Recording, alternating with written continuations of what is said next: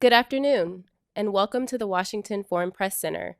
My name is Miranda Patterson, and I am the moderator for today's briefing. Today, it is my pleasure to introduce Katie Tobin, Deputy Assistant to the President and Coordinator for the Los Angeles Declaration at the National Security Council, as well as Blas Nunez Neto, who serves as the Assistant Secretary for Border and Immigration Policy at the U.S. Department of Homeland Security. And finally, Eric Jacobstein, who is the Deputy Assistant Secretary for Central America, Cuba, and Migration at the State Department. They will be providing an overview of ongoing U.S. efforts to humanely manage migration at our southwest border, as well as U.S. collaboration with our partners in the Western Hemisphere to address the root causes of migration. Just a reminder that this discussion is on the record, and we will post a transcript and video of the briefing on our website, fpc.state.gov, later today. For the journalists joining us via Zoom, please take a moment now to rename yourself in the chat window with your name, outlet, and country. I would now like to invite Ms. Tobin to begin with any opening remarks she may have. Great. Thank you so much. Thank you for hosting us today. It's a pleasure to be here. I'm going to start by just speaking a little bit about the way the Biden and Harris administration has addressed the challenge of migration in the Western Hemisphere. We view this very much as a regional challenge, really a global challenge, and something that is a shared responsibility. It's for that reason that President Biden and Vice President Harris have really focused on investing in our partnerships with our neighbors across the Western Hemisphere, really since day one. This is manifested in the Los Angeles Declaration on Migration and Protection that President Biden mobilized leaders to sign in June of 2022, 21 leaders total. And really, this reflects, I think, the way that President Biden addresses all global and regional challenges through thoughtful diplomacy, by building partnerships, bringing people together. That is precisely the way that we've been approaching the challenge of migration. My mission, my work in the National Security Council is to lead some of these diplomatic efforts alongside my colleagues to implement and realize the goals of the Los Angeles Declaration, which focuses really on stabilizing populations where they are, making it easier for them to rebuild their lives where they are, expanding legal pathways across the region, not just to the United States, but to places where they can reunite with families, obtain a job, seek protection throughout the hemisphere. And then to collectively, humanely manage our borders. And I'll speak to all three of these aspects of our work. The first example I wanted to give, and something that we're really proud of, is the launching of the Safe Mobility Offices initiative in June of last year. This is something that Secretary Mayorkas and Secretary Blinken jointly announced. And we announced it, this is important, alongside several other countries: Canada, Spain, Guatemala, Costa Rica, Colombia, and most recently Ecuador. This is a shared initiative because we have a shared goal of expanding legal pathways. My colleague Eric will speak more to how we've been implementing this initiative, but just to say that I think we're actually establishing a model that the rest of the world is looking at, and we're proud of that and have every intention to grow it. We are also working closely with countries like Panama and Colombia to address the humanitarian challenge in the Darien Gap, really what's been considered the most dangerous migratory corridor in the world. I had the opportunity to travel there both in September of this past year and again in December to work hand in hand with our partners in Colombia and Panama and how we can address this challenge together. Two concrete ways in which we're approaching this is in Panama, supporting the government there to increase repatriations of people that arrive to the Darien, don't have a legal basis to remain. We applaud Panama stepping up and creating this consequence, and we are looking at ways that we can continue to support them. In Colombia, we have a shared interest in giving people an alternative to go through the Darien Gap. And so we've been working hand in glove with the Colombians on the expansion of legal pathways. It's a game changer that Colombia has signed on to the SMO initiative, because the more we can encourage Venezuelans and other migrants in Colombia that have an intention to go north to go to a safe mobility office instead of paying a smuggler to go through the jungle and potentially lose their life, that's something that we have a very common interest in doing. I want to speak last about Mexico. And I had the opportunity to travel with Secretary Mayorkas, Secretary Blinken, and Homeland Security Advisor Liz Sherwood-Randall on the 27th of December. But I will say that for myself and for the Homeland Security Advisor, this was our 8th trip to Mexico just in 2023. I mention this just because I think it underscores just how dynamic and close our partnership is with Mexico. And we foster that and strengthen it through regular dialogue at all levels. President Biden and President Lopez Obrador speak frequently. They most recently did in San Francisco at the APEC summit. They spoke again on the phone on the 21st of December.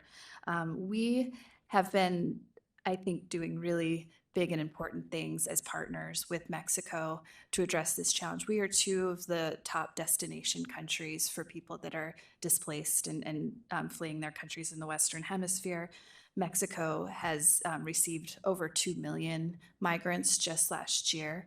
So this is truly something that Mexico and the U.S.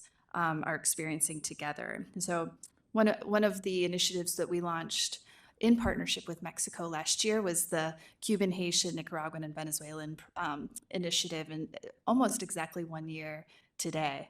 And we saw tremendous results when you combine the expansion of lawful pathways with swift returns. We saw such an incredibly significant reduction in flows to our shared border.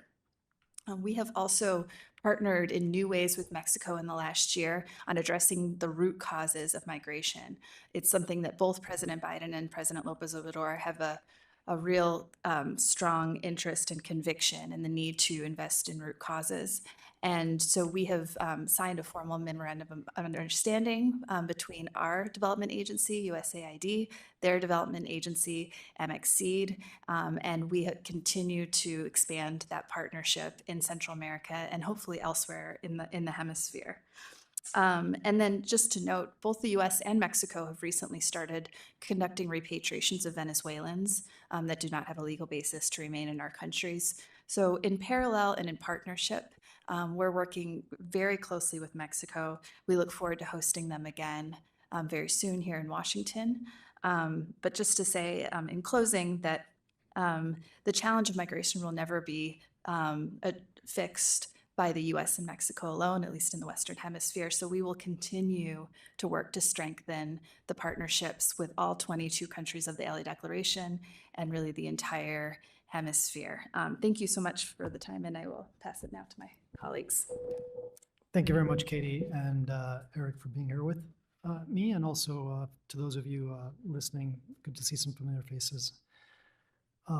As I think everybody knows, we have recently experienced some challenges on our border. In the month of December, we saw elevated flows across our southern border with Mexico that led us to temporarily close a number of border ports of entry. Those are not decisions we take lightly. We do fully recognize and understand the economic impact that those decisions have on both countries, as well as on border communities where people cross back and forth on a regular basis. We are pleased to have been able to reopen all of those ports of entry over the last 2 weeks in response to what has been a decrease in border encounters in the new year that appears to be holding thus far.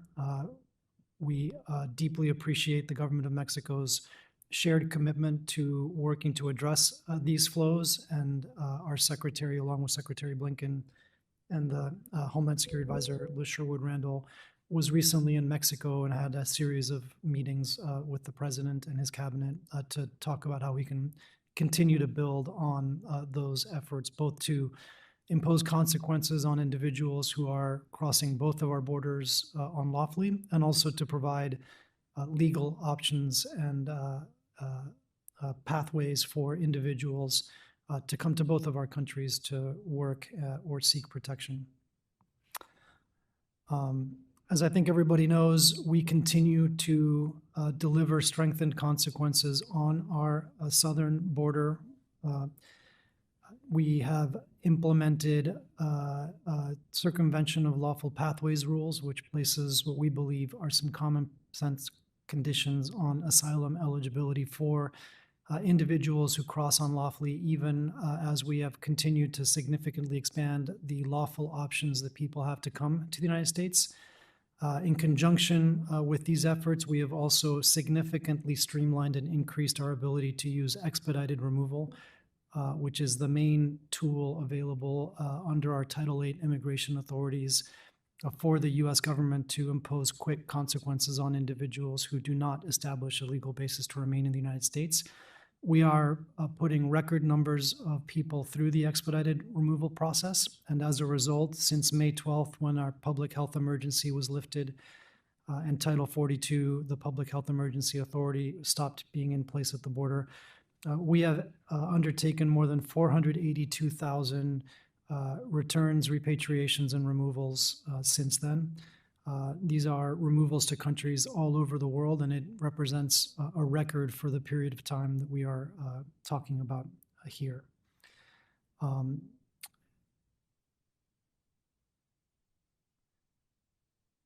It's important to note as well that over the course of this administration, we have actually removed, returned, or expelled the majority of the people that have been encountered on our southwest border. I think that's a data point that often doesn't get highlighted enough. And that reflects our ongoing commitment to strengthen the consequences in place at the border. We have been working night and day with our foreign partners to increase our ability to repatriate individuals who are encountered on our border and who do not establish a legal basis to remain in the United States. That includes a significant increase in charter flights to countries all over our hemisphere. It includes, as Katie noted, the resumption of direct repatriation flights from the United States to Venezuela, something that Mexico is currently doing as well.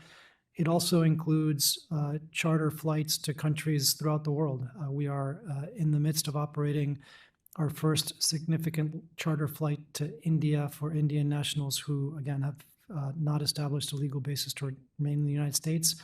We've operated flights to countries like Mauritania, Senegal, and other countries really all over the world.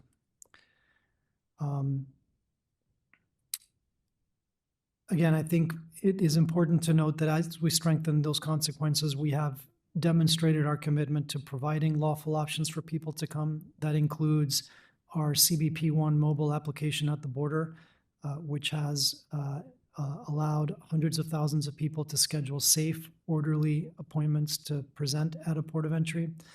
It includes some of our humanitarian parole programs, including for nationals of Cuba, Haiti, Nicaragua, and Venezuela, that have shown to be effective in terms of channeling some of those flows into legal and lawful, safe, orderly means. And as my colleague Eric will talk about, it includes our commitment to providing options throughout the region for individuals to access, again, legal pathways and protection. It is important to note that we are doing all of this in the context of an immigration system that is fundamentally broken. Congress has not updated our immigration laws and our asylum laws in decades. And we continue to call on our members of Congress to work on a bipartisan basis to update these statutes and address some of the infirmities in our immigration system that are contributing to what we are seeing on the border. We are encouraged by the bipartisan conversations that are taking place in the United States Senate, and we encourage our colleagues in the House to also come together, again, on a bipartisan basis to resolve these issues. The bottom line here is that we have seen these surges in migration now taking place for more than a decade under administrations of presidents from both political parties. Presidents from both political parties, including our own President Biden, have sought to deal with these challenges using executive actions. But there's a limit to what can be done via executive action given the state of our immigration system and our immigration laws. And so we again reiterate our call on Congress to come together and help us once and for all address this challenge on our border in a bipartisan way, because this is not an issue that either party can tackle on its own. With that, I will turn it over to Eric. Thank you. Great. Good afternoon, everyone, and thanks to the Foreign Press Center for hosting, and it's great to be here with Katie and Blas as well. As noted, the U.S. government's engaged in a comprehensive, long-term effort to address the challenges of irregular migration and displacement in the Western Hemisphere. From the State Department, we collaborate with our partners throughout Latin America and the Caribbean, civil society, with international organizations to provide safe and lawful pathways for migrants to address the root causes of irregular migration, to advance safe, orderly, and humane migration management, to support integration efforts, and also to provide protection for those who need it. Late last year, President Biden announced nearly $485 million in additional humanitarian aid that responds to the needs of refugees, migrants, and other vulnerable populations. This funding advances the goals of the Los Angeles Declaration, which Katie discussed, and the idea is to foster responsibility sharing that addresses regional migration challenges, provides stability and aid to affected communities, expands lawful pathways, and promotes humane migration policies, essentially addressing the root cause of these issues before individuals migrate in the first place. The U.S. is proud to be the largest single donor of humanitarian assistance in the Western Hemisphere.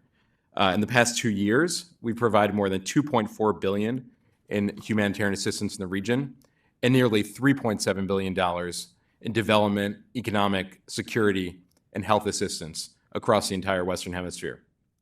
In addition to our funding to support safe, orderly, and humane migration and to provide protection to vulnerable migrants, as Katie and Blas mentioned, our safe mobility offices throughout the region facilitate expedited refugee processing via the U.S. Refugee Admissions Program and provide information referrals to humanitarian parole, family reunification, and to labor programs. So the Safe Mobility Initiative, which is really truly innovative, is one of the many ways that we're facilitating access to lawful migration pathways, including the Family Reunification Program and our expansion of H-2B labor visas. We're working with partners in Colombia, in Costa Rica, in Ecuador, and Guatemala, who have stood up these innovative new safe mobility offices. So individuals who are seeking international protection and other lawful pathways into the U.S. have many options, including the safe mobility offices, but beyond these offices, including refugee resettlement, humanitarian parole, family reunification, labor pathways, and seeking asylum in host countries, as well as various support provided by international organizations and NGOs, many of which the U.S. is supporting. So together, these initiatives are truly the largest expansion of lawful pathways to the United States in decades. But our message is clear. Take advantage of lawful pathways rather than making the dangerous journey north, where we will continue to robustly enforce our border. I also wanted to touch on an issue that is quite prominent and a top priority for us in the administration's efforts to manage migration. Charter flight companies that have offered flights to Nicaragua and charge extortion-level prices that put migrants onto a dangerous overland path north to the U.S. border. While these migrants predominantly come from the Caribbean, from Cuba in particular, others come from Africa and elsewhere. Many of these migrants lack a legal basis for entering or staying in the United States, and they're wasting significant personal resources attempting to enter unlawfully, putting themselves and their families at risk on a dangerous and uncertain journey. So to combat the exploitation of charter flight companies, on November 23rd, Secretary Blinken announced a new visa restriction policy, which is targeting individuals running these charter flights into Nicaragua predominantly for irregular migration. This is something that has been really critical for us and where we've seen a reduction as a result of these new consequences.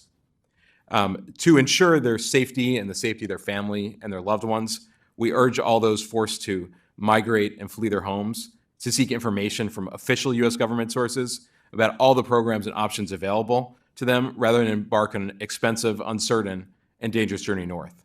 So thanks again for the opportunity to join, and we'll turn it back to the moderator. Thank you.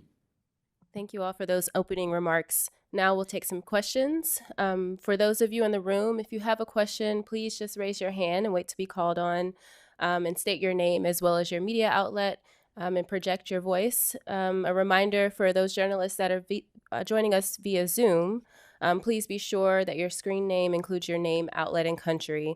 To ask your question, just click on the raised hand icon and indicate that you have a question and turn your video on too if you like. And with that, we'll start with some journalists in the room. We'll go right here to the second row. Gentlemen. Thank you. My name is Jim Payson. I write for a newspaper that's published in Mexico called La Jornada. And my question is a two-parter.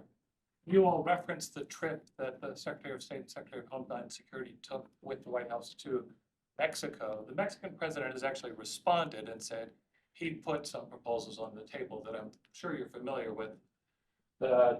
Lots more development aid, legalization for undocumented people in this country, lifting sanctions on Venezuela, and suspending sanctions on Cuba. Now, all of those except Cuba, the president cannot do without any additional action. But for Mr. Jacobson, it would be possible for the president to restore some of the measures that President Obama put in place that would significantly ease the situation in Cuba. And so my question is, first question is, are you taking AMLO's proposals seriously, and what is your response vis-a-vis Cuba? And then the second question is really about Mexico. Given the real problem, as you all referenced right now, is a political problem. You've got a lot of people coming and you have to figure out how to stem that. What more would you like Mexico to do right now to help limit the number of people arriving at Mexico's northern border? Thank you. Great, thanks. I can start on with regard to root causes and Cuba. Really appreciate the question. I'll start on root causes. President Biden has committed to providing $4 billion over 4 years to address the root causes of migration from Central America. And this has included collaboration, close collaboration with the Mexican government, including on a program known as Sembrando Oportunidades, in which our U.S. Agency for International Development and the Mexican International Aid Agency have collaborated closely, particularly in Honduras, on educational opportunities for youth to ensure that individuals have opportunities in their home countries. There's a real opportunity coming up this weekend. Bernardo Arévalo, the president-elect of Guatemala, will take office on Sunday, and we feel like there will be new opportunities for the U.S. and Mexico to collaborate in a trilateral fashion with Guatemala in addressing these root causes. So we absolutely appreciate all the efforts from Mexico. A great deal is being done here from the administration. Would also note that Vice President Harris has done incredible work in promoting investment in Northern Central America through a program known as Central America Forward, which has generated $4.2 billion in investment in Northern Central America. And I think there's lots more opportunities to collaborate on that. With regard to Cuba, in May 2022, President Biden announced a series of measures to support the Cuban people. And the bottom line for our Cuba policy is that we want to support the Cuban people while holding the regime accountable.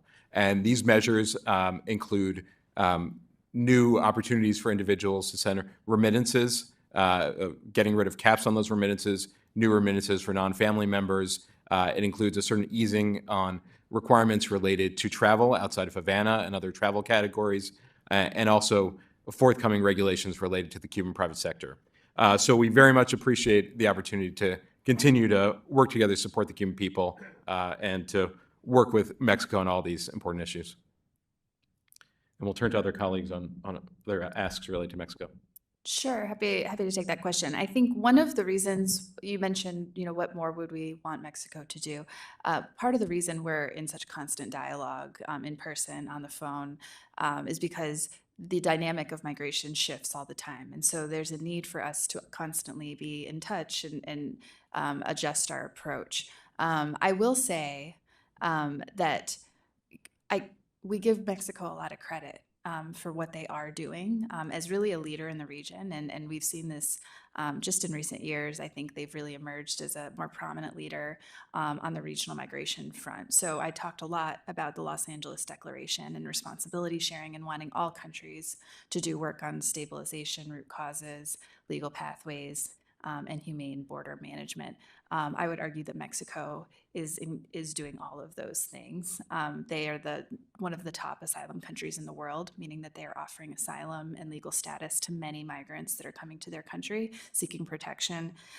They are also opening new legal pathways to Mexico from Central America. This is a commitment that that Mexico made when adopting the Los Angeles Declaration. My understanding is that they've surpassed their commitment. We ask all countries to do that. We applaud Mexico for taking leadership on that.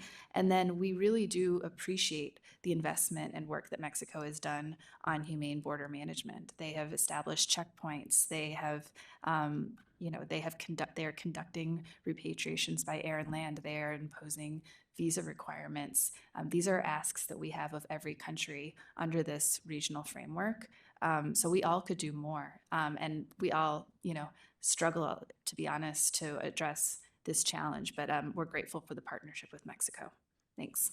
Okay, thank you. We'll take one more in the room before going. Did you have a question? I have a question to each of you. If I may, Stephanie Wolfson, I work for the Welt, German newspaper. Would you mind explaining a bit more on how this Mexico initiative works? So you just talked about more cooperation in the sense of distribution of numbers, or who takes in who and who repatriates refugees. And then to Eric, do you have recent numbers of claims that were approved, asylum claims on legal pathway since the initiative started?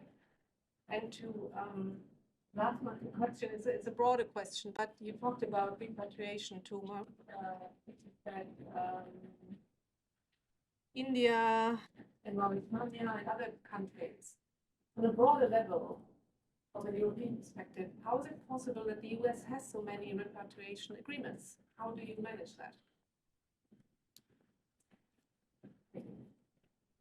I'll be brief. Our in addition to the high-level diplomatic discussions with the Mexicans, we also have a regular operational exchange, really daily interactions between our Department of Homeland Security and their Mexican counterparts. Blas can speak to that more, but it's a regular exchange of information, and also with our law enforcement agencies. Thanks.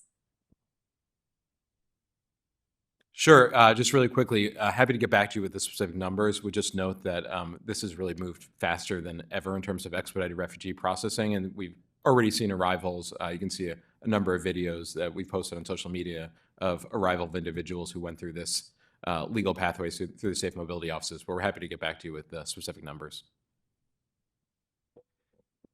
Yeah, and I would just want to highlight what Eric said. I think the Safe Mobility offices are a brand new initiative. We are really excited about their potential. As with all new things, we are learning a lot as we go along, and it really reflects just deep collaboration between the Department of State and the Department of Homeland Security. And it's a model that we hope to continue to build on, and that I know some of our partners around the world are looking at very closely as a potential solution for them as well, including some of our European partners. In terms of our repatriations to countries, I just can't stress enough how much time we spend working with our partners throughout the world to enable us to facilitate repatriations. It's something we work on night and day, and have been significantly expanding over the last 3 years. And we are continuing, obviously, to expand our ability to return, not just within our hemisphere, but throughout the world, given that we are seeing increased flows from outside of the hemisphere into the hemisphere. And I think that just reflects the global reality, right? And I think we are seeing more displaced people today all over the world than at any point since World War II. And that's obviously true in our hemisphere as well. So one of the things Katie and I spend a lot of time doing in our hemisphere is recognizing that this isn't just an impact for the United States. There are, every single country in our hemisphere is really impacted by migration in one way or another. And we are every day kind of working to share best practices and lessons that we've learned and take lessons from them as well. Okay, I'm going to go online for a couple and then come back to the room. Jose, do you have a question? Yes, thank you so much. This is a question for Katie. After your trip to Mexico, there was some controversy on whether democratic decline was the root cause of migration. And I wanted to ask whether the Biden administration believes that democratic decline is a root cause of migration. And for Blas, can you provide a benchmark on how much encounters have diminished at the border since Mexico started to take the actions after the trip of the principals to Mexico, please? Sure. On your first point, that was just an issue of version control. We were negotiating the text of the joint statement. That was something that had not been part of the negotiation, and so we had to adjust it to make sure that our statements were the same. But just to give assurances that promoting democracy in the Western Hemisphere and around the world is a top priority for the Biden-Harris administration. And then on the second question, I don't think we have specific numbers to share, but we have seen a rather significant reduction in border encounters just in recent weeks. We do credit that partially with increased enforcement both on our side and by the government of Mexico, but we see a lull this time of year around the holidays consistently. So we're not drawing any conclusions right now in terms of border trends.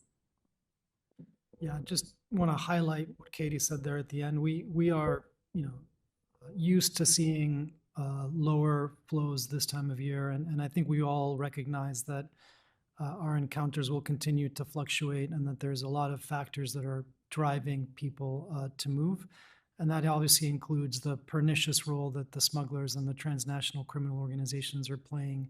And frankly, preying on migrants and putting them in harm's way for profit. And so we continue, again, to work with Mexico and our partners to address those transnational criminal organizations. And while we are encouraged by what we've seen at the border over the last couple of weeks, I think it is obviously not something that we're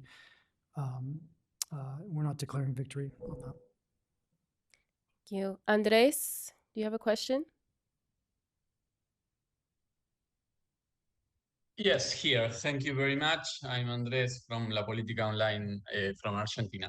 Do you think that as a result of the possibility of Trump becoming president again, the attempts to cross the border will increase in coming months?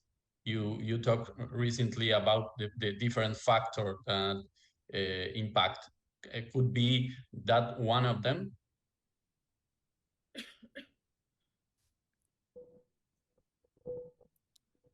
So I'm not really going to comment on what may or may not happen politically in this country. I would note that, again, we have seen these surges of migration happen under presidents of both parties, including under President Trump. So it is not at all clear that any policies that the next president, if it happens to be President Trump, would implement will actually impact this, absent congressional action, because there are just limits on what the executive branch can do on its own through its executive authorities. And again, want to reiterate that we need Congress to act to modernize our laws, but also to pass the emergency supplemental funding request that we submitted to Congress. Our men and women on the front lines have really been doing heroic work night and day over the last few years as they deal with these challenges, and we need to provide the resources that they need to do their jobs. And we continue to call on the House of Representatives and the Senate, not just to update our immigration laws, but to pass the emergency funding request that we submitted months ago. Thank you. Okay, last one for now from Zoom, and then we'll go back to the room. Ali, do you have a question?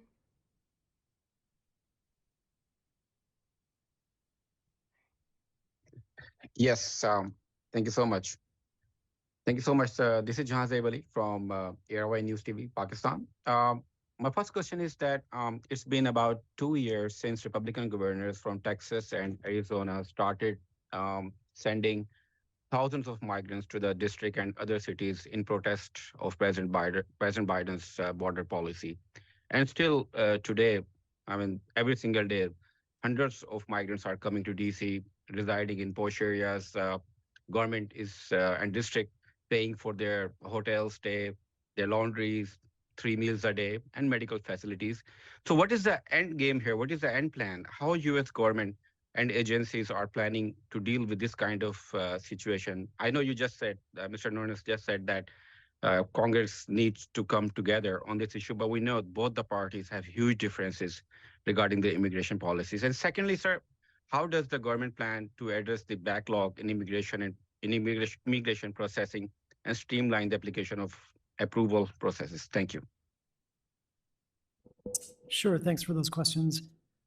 First, I think, we collaborate with state, local governments throughout the country on a daily basis, and we have consistently called on our governors to ensure that any actions they take are fully coordinated with the federal government and also with other states. We continue to be disappointed with some of the actions that some governors on the border have been taking, and again, believe that they are at times putting migrants at risk and also potentially putting our law enforcement officers at risk when they deploy their personnel without fully coordinating their actions.